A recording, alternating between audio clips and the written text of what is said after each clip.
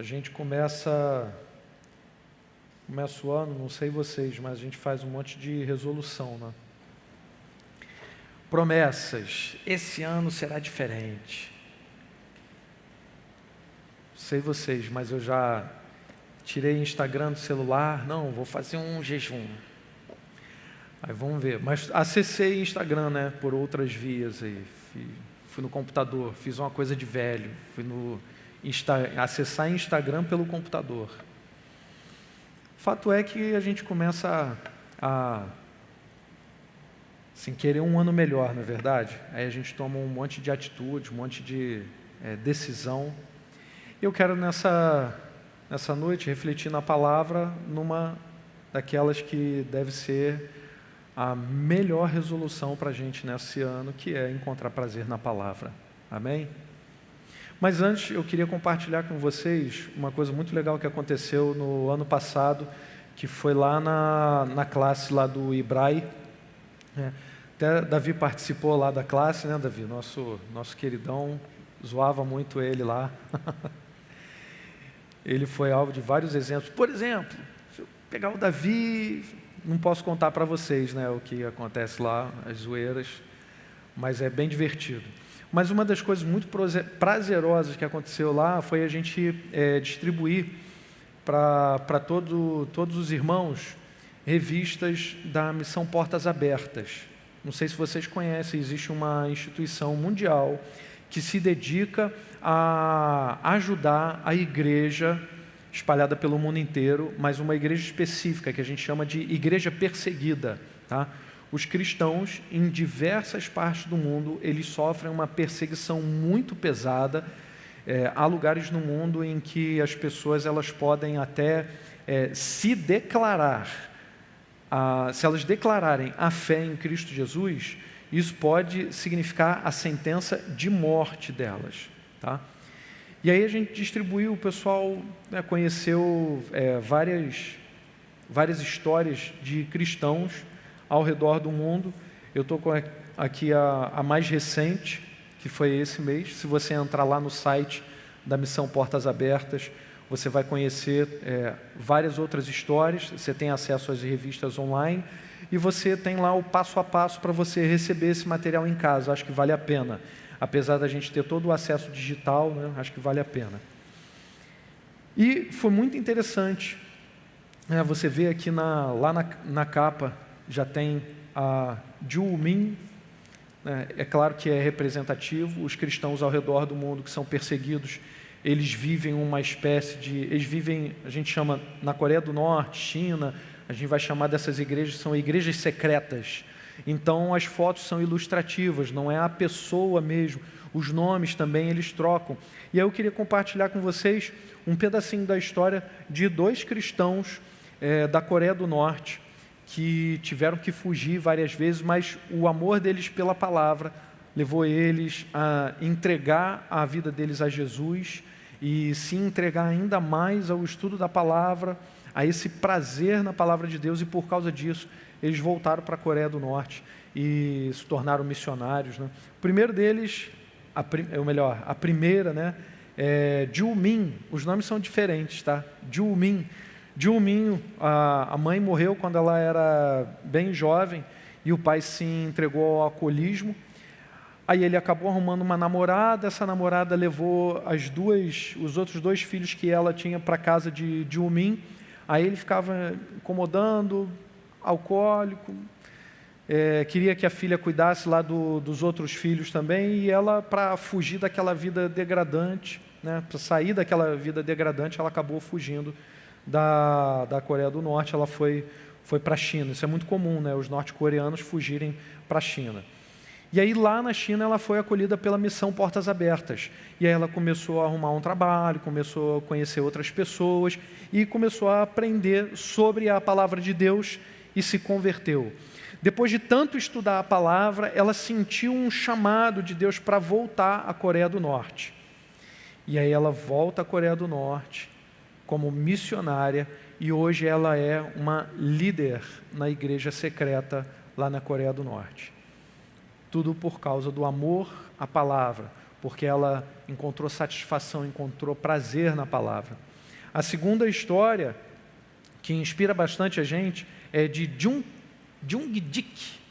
Eu não sei se a pronúncia é essa, tá? O pessoal que gosta de dorama aí, me fala depois se a pronúncia está correta. Jung-Dik, né?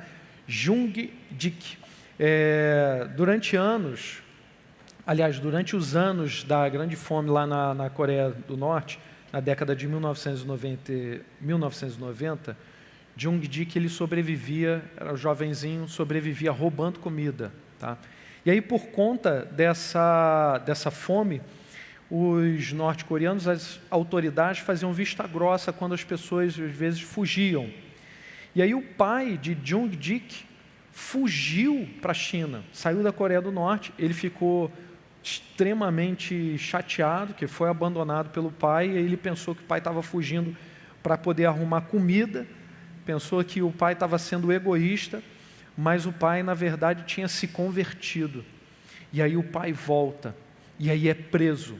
Só que por ser um cristão, ele era um fugitivo da Coreia do Norte, ele volta para a Coreia do Norte, e aí por ser um cristão, ele acaba tendo uma prisão muito pior. Aí ele é torturado, ele é espancado. E aí Jung-Dik e seus irmãos foram visitar o pai na prisão, e o pai deu um testemunho de cristão, falou: agora eu sou um cristão. E aí fala de Cristo para eles, mas naquela ocasião Jung-Dik, ele não tinha se convertido, ele não acreditava. E aí, por conta de toda aquela vida terrível, cheia de privações, só coisa pesada, ele foge também para a China. Só que ele não era cristão ainda. E aí ele foi deportado. Quando ele volta, por não ser cristão, ele teve uma pena leve. Então ele não foi torturado, ficou lá preso durante um tempo. Na verdade, quando ele volta, ele fica uns 20 dias preso, ele consegue fugir de novo. Um guarda da prisão dá um vacilo, ele pega um pedaço de madeira, joga na grade, aí ele percebe que tinha tido um apagão, né? Ele percebe que a grade não estava eletrificada, aí ele consegue pular e vai-se embora, vai para a China, é deportado. Aliás, lá aí ele começa a aprender alguns versos bíblicos, e ele aprendeu sobre oração, e aí ele volta para a Coreia do Norte, é deportado de novo. Quando ele foi capturado e deportado, ele vai para a mesma prisão em que ele estava. Aí ele ficou morrendo de medo, porque ele reconheceu o guarda que estava vigiando a prisão naquele dia. Aí ele ficou com um medo terrível de que aquele guarda o reconhecesse. Aí ele faz uma oração a Deus. Ele fala assim: Deus, se você existe, me deixe viver. Aí o mesmo guarda que estava lá na prisão naquele dia que ele fugiu, Jung-Dik reconhece, ele aponta para Jung-Dik, aí ele fica para morrer, quase que ele vai, tem um infarto. Só que aquele guarda não o reconheceu. Deus ouviu a oração de Jung-Dik. O guarda estava apontando para ele, dizendo assim: você vai trabalhar no campo de milho. Aí levou ele para trabalhar no campo de milho, que era um lugar mais afastado. E ali com aquele guarda, o guarda começa a se aproveitar dele, pedindo favores, né, mandando ele fazer as coisas, tratando ele como um escravo. Aí numa dessas situações ele fala para o guarda fala para ele: vai lá e pega uma garrafa de um negócio lá para eu beber, eu quero me divertir, vai lá. Ele aproveita essa situação e foge de novo. Aí ele foge de vez. Quando ele aproveita essa oportunidade, ele faz uma segunda oração a Deus, e ele fala assim: se o Senhor abrir caminho para mim, para eu fugir, eu estudarei a Bíblia. Então Jung-Dik, no momento que ele faz essa oração, ele ouve uma voz dizendo assim: combinado. Era Deus respondendo a oração dele: combinado. Então ele fugiu, e ele cumpriu o seu voto ao Senhor. Ele passa os anos seguintes estudando a Bíblia, e aí anos depois, numa conferência missionária, ele não volta ainda para a Coreia do Norte, mas numa conferência missionária, um pastor compartilhou com Jung-Dik que ele seria missionário, e seria missionário na Coreia do Norte. E aí ele ouve o chamado do Senhor, atende o chamado do Senhor, e aí ele diz assim: eu saí da Coreia do Norte como um traidor, mas estou determinado a voltar como evangelista. Jung Dik volta para a Coreia do Norte, vai evangelizar uma família, vai experimentar de Deus, vai ensinar a palavra para aquela família, e aí depois ele volta para a China. Hoje ele vive na Coreia do Sul, continua preparando pessoas para o campo missionário. Todas essas pessoas, elas foram transformadas pelo poder da palavra. E elas não tinham como dar as costas a Jesus, dar as costas à palavra, aquela verdade que elas estavam lendo, porque elas encontraram um prazer inigualável na palavra. Elas encontraram um prazer onde elas não encontrariam em nenhum outro lugar. Todas essas pessoas e milhões, bilhões de outras pessoas, não só no nosso século, mas em diversos outros anos, elas foram transformadas pela palavra, elas arriscaram suas vidas por amor a Jesus para compartilhar seu amor à palavra de Deus. E aí eu entendo que é inaceitável que a gente, no contexto em que nós vivemos, a gente não vive nenhuma ameaça de morte por nós sermos cristãos. A gente não tem desculpa nenhuma para dar para Deus ou para qualquer pessoa que seja, para que a gente não tenha uma devocional decente. E aí, no meio dessas resoluções, nessas promessas que a gente faz no início do ano, eu espero que uma resolução firme na nossa vida seja encontrar prazer na palavra de Deus e a gente tome uma atitude de que a gente tem uma devocional decente. E por isso, eu quero que vocês acompanhem comigo a leitura do Salmo 1, Salmo 1. A palavra de Deus diz assim: bem-aventurado é aquele que não anda no conselho dos ímpios, não se detém no caminho dos pecadores, nem se assenta na roda dos escarnecedores. Pelo contrário, seu prazer está na lei do Senhor, e na sua lei medita de dia e de noite. Ele é como árvore plantada junto a uma corrente de águas, que no devido tempo dá o seu fruto e cuja folhagem não murcha, e tudo que ele faz será bem-sucedido. Os ímpios não são assim, são, porém, como a palha que o vento dispersa. Por isso os ímpios não prevalecerão no juízo, nem os pecadores na congregação dos justos. Pois o Senhor conhece o caminho dos justos, mas o caminho dos ímpios perecerá. Bom, que esse salmo basicamente vai ensinar para a gente é isso, que a gente deve encontrar prazer na palavra de Deus. E começando o ano meditando no Salmo 1, eu quero enfatizar a importância do livro de Salmos, lembrando algumas palavras, alguns entendimentos, percepções de outros cristãos sobre o livro de Salmos. Os pais da igreja, por exemplo, eles consideravam o livro de Salmos como o microcosmos da Bíblia. Então, se você quer começar bem o ano, você quer começar a fazer a sua devocional, se você já terminou a leitura anual, né, da igreja, já está começando outra, você pode ler vários textos bíblicos. Comece com o livro de Salmos. É um microcosmos da Bíblia. Os reformadores do século XVI em diante, né, eles consideravam o livro de Salmos como uma escola de oração. Na verdade, não só eles, mas toda a tradição cristã usava e sempre usou o livro de Salmos como uma grande escola de oração. E a ferramenta primordial, o livro principal da Bíblia para a gente aprender a fazer uma devocional, né?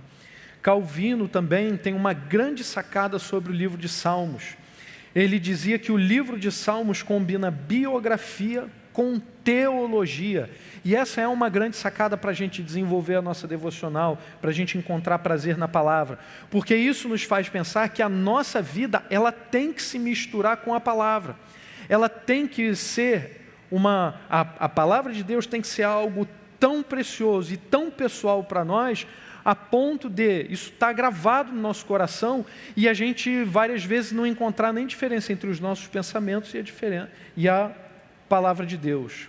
E no caso específico do Salmo 1, o que ele tem de especial? Calvino, ele ensinava que no Salmo 1, ele tem pelo menos 3 lições para nós que precisam ser destacadas. Primeiro, você tem que se desviar do ímpio, a pessoa que não quer nada com Deus. Segundo, ama a palavra. E terceiro, tenha satisfação na doutrina, ou seja, no entendimento da palavra, na sistematização da palavra. A meditação de hoje, lendo o Salmo 1 aqui, a gente segue um pouco essas indicações de Calvino, mas eu quero fazer outros destaques com vocês. A primeira lição: bem-aventurado é quem se afasta totalmente da maldade. Bem-aventurado é quem se afasta totalmente da maldade. Bem-aventurado é a pessoa bem-sucedida, a pessoa feliz. Tá? A gente já deve ter ouvido muito essa lição quando Jesus está falando no Sermão do Monte das bem-aventuranças, não é verdade? Agora, aqui, a gente deve entender nesse contexto que quando o salmista fala de bem-aventurado, ele está falando da pessoa bem-sucedida. E bem-sucedido na palavra de Deus não é um bem-sucedido espiritualmente. E aí a vida material, a vida do cara está uma bagunça, ele não consegue pagar nenhuma conta. Não é nada disso. Quando a Bíblia está falando de bem-aventurança, quando a Bíblia está falando de uma vida completa com Deus, é completa em todos os sentidos. É claro que a gente não está falando de teologia da prosperidade.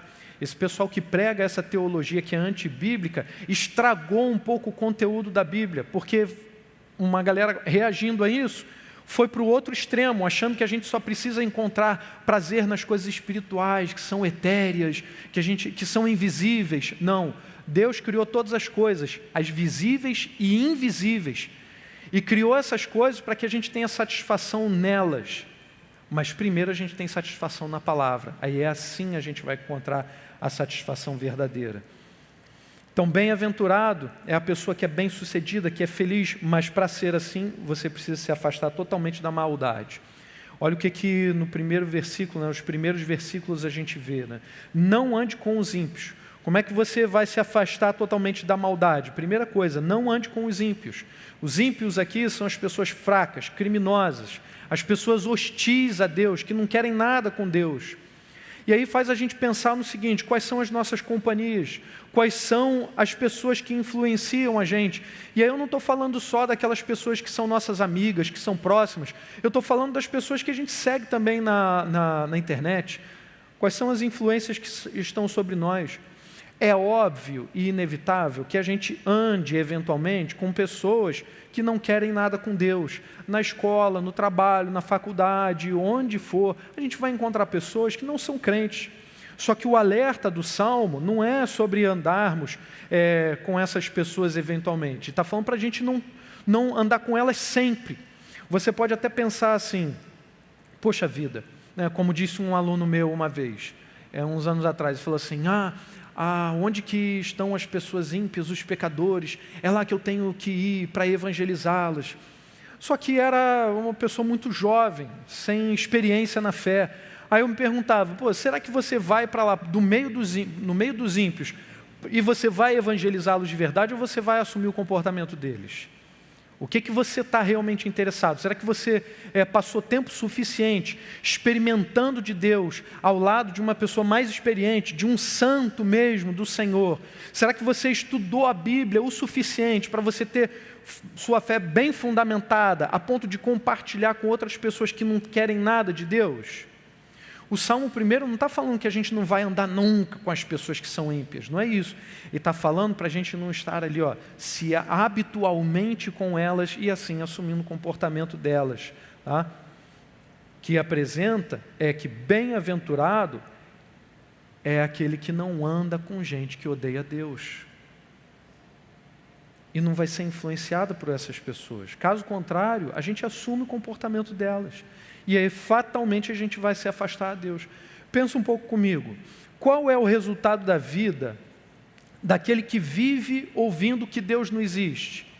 Está só caminhando com o ímpio, aí ouve que Deus não existe, que a palavra de Deus é mentirosa, que Deus falou de várias outras maneiras para vários povos e todo mundo, que em Jesus não há nada de especial. Qual tipo de comportamento, qual tipo de pensamento que você vai ter se você está sempre ouvindo essas coisas que são antibíblicas, anticristãs, que são contra Deus?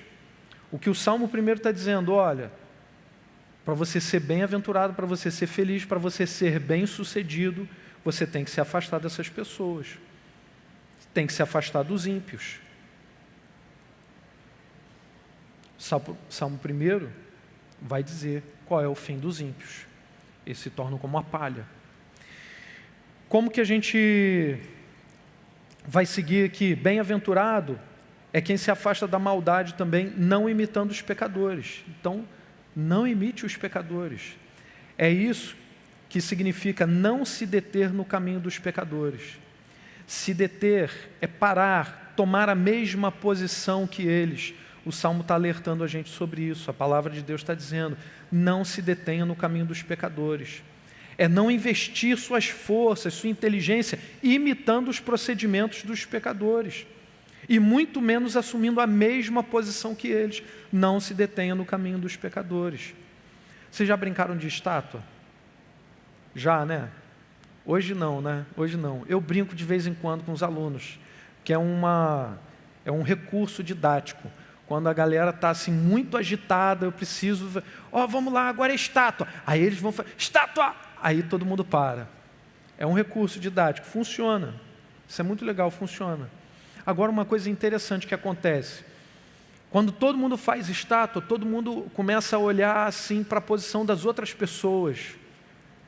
E aí sempre tem um que fala assim, aquela posição é melhor de ficar. Ou acha mais bonito, acha mais legal aquela posição, ele ficou numa posição muito legal. Aí se eu chego perto do aluno e falo, essa daqui está parecendo uma princesa. Aí as outras meninas vão querer assumir aquela posição também, fazendo um rosto angelical, lindinho, né? Se eu falo, esse aqui, tá igual um guerreirão, maneira essa postura dele. Aí os outros garotos vão olhar também, vão querer imitar.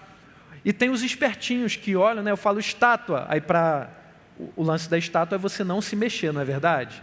Aí tem a galera que faz assim.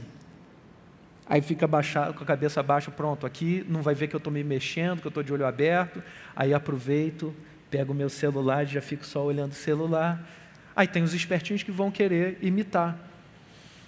O Salmo diz para a gente não imitar os pecadores, para a gente não se deter no caminho dos pecadores, para que a gente não assuma a mesma posição que eles. Quando a gente estiver num momento de crise, num momento difícil, a gente vai olhar a posição que as outras pessoas assumem e vai querer imitar, achando que aquela é a melhor posição, mas não é. É esse o alerta que o Salmo está fazendo. Bem-aventurado é aquele que não assume a mesma posição que os pecadores. E bem-aventurado também é quem se afasta da maldade, não se assentando na roda dos escarnecedores. O que é se assentar na roda dos escarnecedores? O Salmo está dizendo, não conviva com os zombadores. Escarnecedor é aquele cara que vive zombando, não é zoando como eu acho que o zoador, quando a gente está falando no nosso contexto, é o brincalhão, tá? É o brincalhão, o cara é muito zoeiro, é muito zoador, é o brincalhão. O que o Salmo está falando aqui é do escarnecedor, é aquele que não tem respeito por ninguém, é aquele que zoa tudo e qualquer coisa, e principalmente aquele que vai escarnecer de Deus, aquele que vai zoar Deus, as coisas de Deus. Não conviva com os zombadores, aqueles que são desdenhosos, que são arrogantes.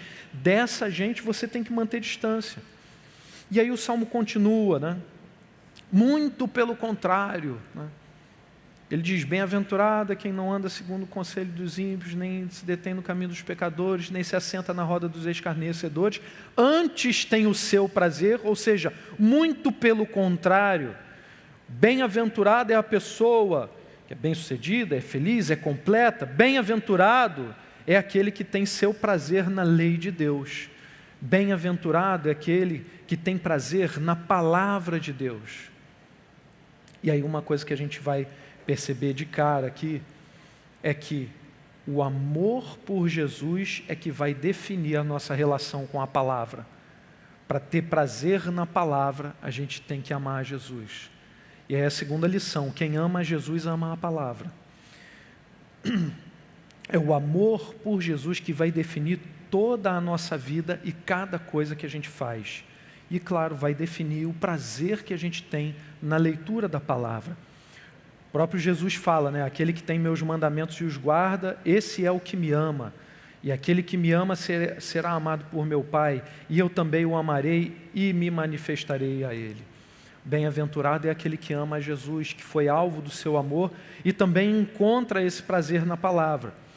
Jesus mesmo vai insistir com Pedro, né, perguntando se ele o ama. Então, o amor a Jesus é o tópico central aqui para a gente encontrar prazer da palavra. Uma coisa precisa ficar realmente clara para nós, que é: só tem prazer na palavra aquele que realmente ama a Jesus. Se há alguma dificuldade na nossa devocional, é porque há alguma dificuldade no nosso relacionamento com Jesus. Se a gente não tem encontrado prazer na palavra, é porque há alguma dificuldade, há algum problema no nosso amor por Jesus. Tem alguma questão aí que a gente precisa resolver. O prazer na palavra, ele está essencialmente conectado com o amor que a gente tem por Jesus. Bem-aventurado é quem tem prazer na palavra e medita nela dia e de noite. Mas só vai ter essa bem-aventurança, só vai ser bem-sucedido aquele que ama a Jesus.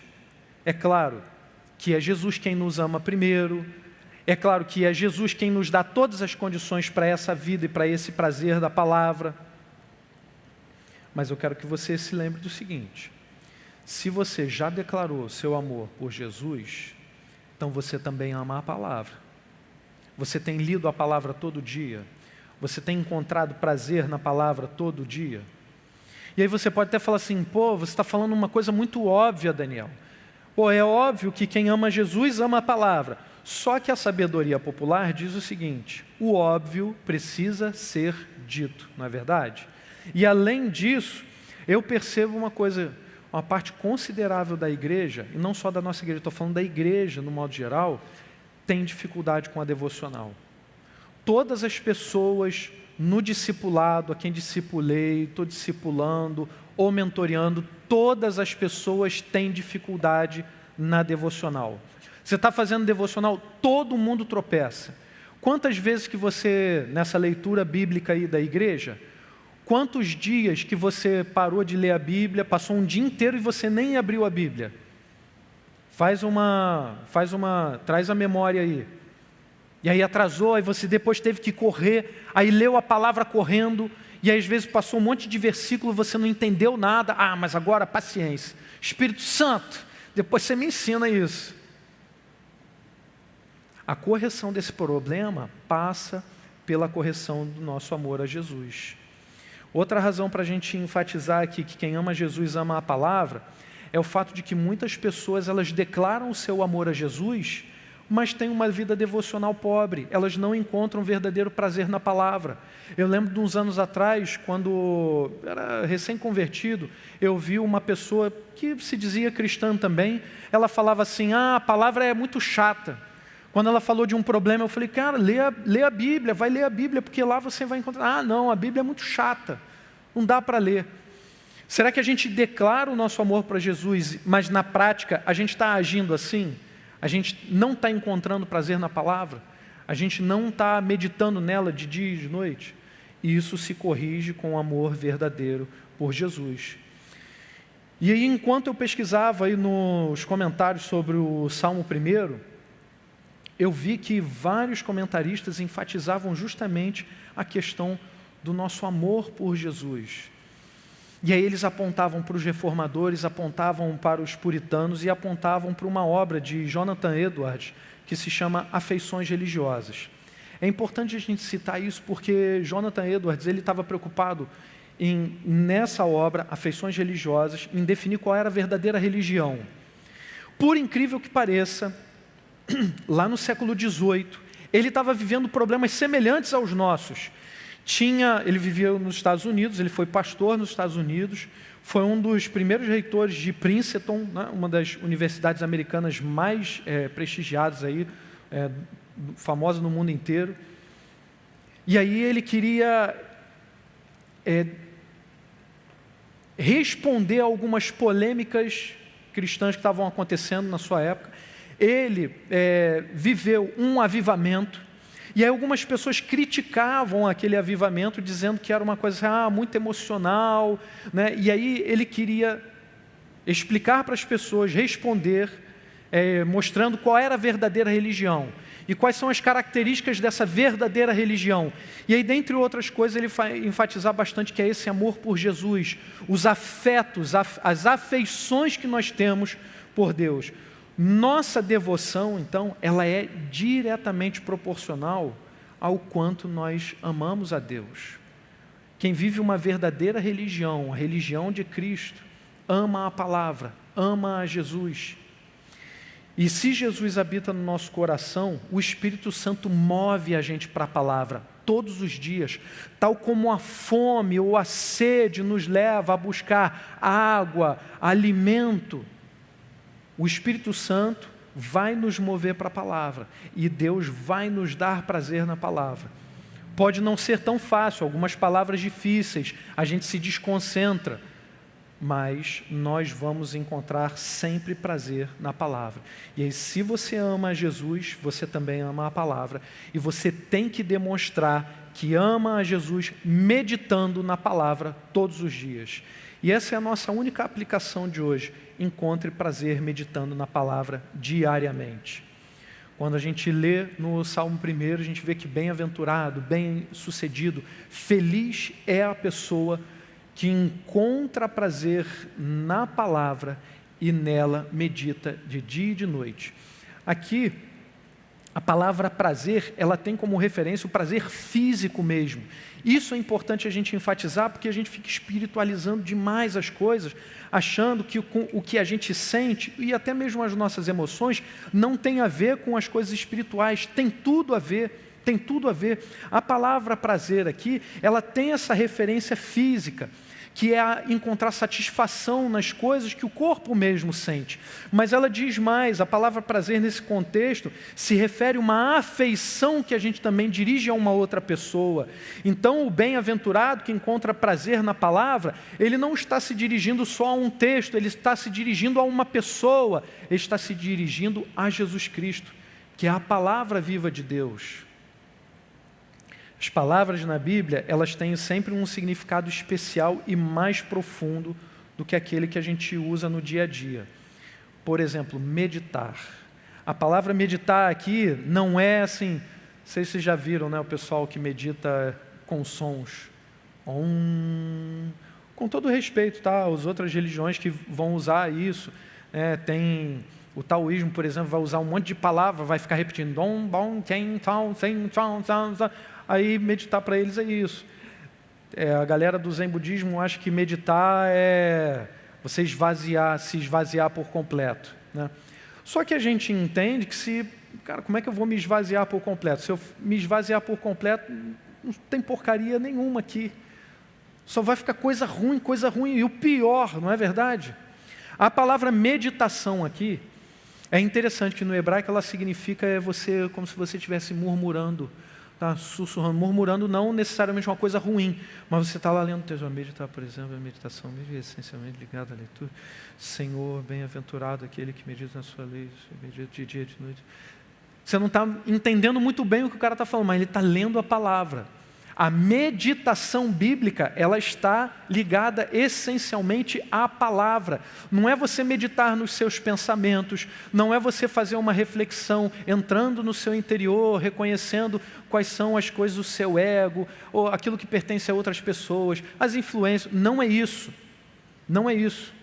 Agostinho vai falar, se você faz esse movimento interior, mas não para encontrar você mesmo, seu verdadeiro eu, é o movimento da contrição. Isso acontece no culto. A gente não fala muito sobre essas questões do culto, né? Mas isso acontece, na tradição cristã tem esse momento, né, da contrição, que você se volta para dentro de si, você reconhece o seu pecado e você se volta para Deus. A meditação na palavra, encontrar prazer na palavra, meditar nela de dia e de noite, é um encontro com Deus. E aqui outra coisa curiosa da literatura hebraica, né? Esse dia e noite, não é que você vai meditar na palavra depois que você acorda e antes de dormir.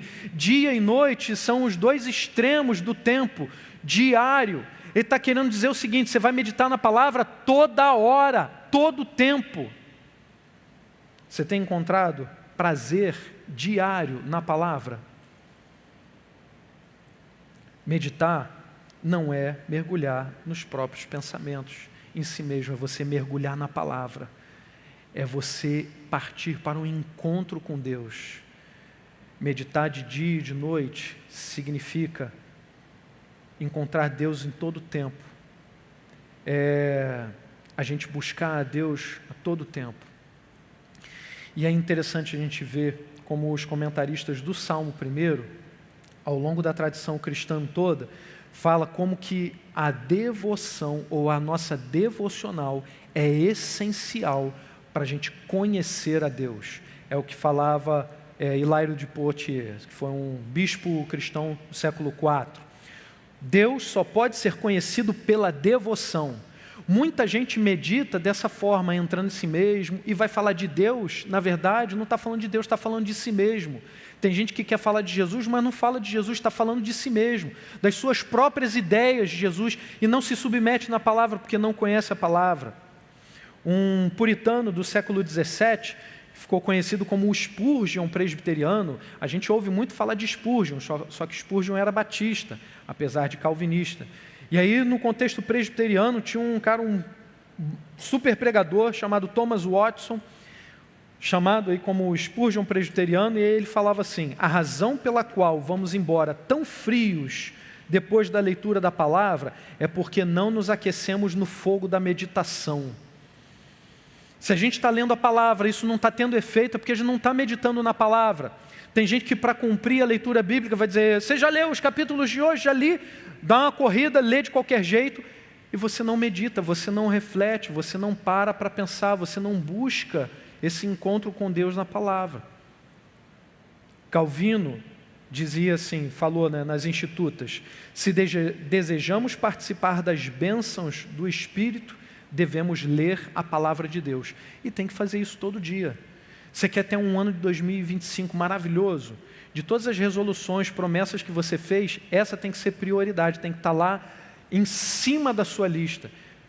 É encontrar esse prazer na palavra de Deus. Ama Jesus e encontra o prazer na palavra. Porque a palavra, a gente não encontra somente a satisfação, mas a gente encontra a cura também. Olha que coisa curiosa. No século IV, Evagrio Pontico escreveu um tratado que pode ser considerado como um dos primeiros tratados assim, de uma terapia, de psicologia. O cara pegou as principais tentações que a gente sofre, tá? E aí, para cada tentação dessa, para cada mau pensamento, se vocês são seres humanos como eu, imagino que vocês são afetados por maus pensamentos também todos os dias, mas para cada mau pensamento desse, ele separou um texto bíblico, e aí ele ensina a meditar nesses textos. Essa obra chamada Antihéticos, que é refutação, ele vai refutar, ele vai combater cada pensamento ruim, cada pensamento pecaminoso com a palavra de Deus. Então você não vai encontrar na palavra apenas prazer, mas você vai encontrar cura. Porque aqueles que vivem uma nova vida em Cristo Jesus não encontram apenas ensinamentos, palavras escritas, encontram o próprio Senhor Jesus na palavra. E o Senhor Jesus nos dá satisfação, nos dá prazer e Ele nos dá cura. Por exemplo, olha só como Evagrio diz assim, contra o pensamento da preguiça, que prejudica a leitura e a meditação das palavras espirituais e que nos aconselha a dizer que devemos aprender as Escrituras através de seu espírito. Olha só, ele está no século IV. Naquela época já tinha gente dizendo assim: não preciso ler a palavra não, o Espírito ensina para mim diretamente. Quanta gente que não tem, aí aparece pela internet. Eu não vou nessas igrejas, não visito essas pessoas, eu vejo pela internet gente ensinando isso. Gente que não lê a palavra, não sabe a palavra, mas vai dizer que Deus revelou, que o Espírito Santo está falando. Aí Evagrio diz assim, contra esse pensamento da preguiça, que vai prejudicar a tua leitura, a tua meditação diária, ele cita Josué 1, 8 e 9. Não cesse de falar deste livro da lei, pelo contrário, medite nele dia e noite, para que você tenha o cuidado de fazer segundo tudo o que nele está escrito. Então você prosperará e será bem-sucedido. Não foi isso que eu ordenei? Seja forte e corajoso. Não tenha medo, nem fique assustado, porque o Senhor seu Deus estará com você por onde você andar. Bem-aventurado é aquele que tem prazer na palavra e medita nela diariamente.